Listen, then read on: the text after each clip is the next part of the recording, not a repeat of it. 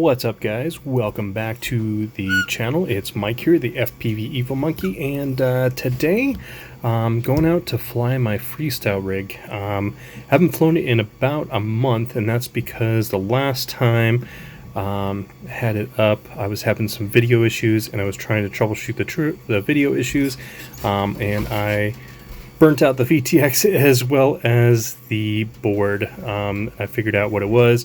Basically, this was like my very first Freestyle build, so had some funky wiring and soldering on there and stuff like that. So it's got a brand new flight controller, brand new VTX.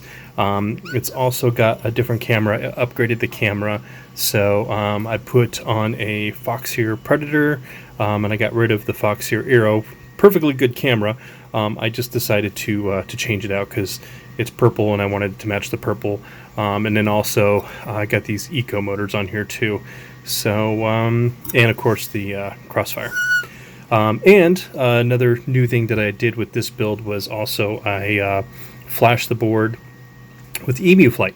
I have that on my Cinewhoop, but I've never tried it on my Freestyle. So I'm going to go out and try it today, see how it does.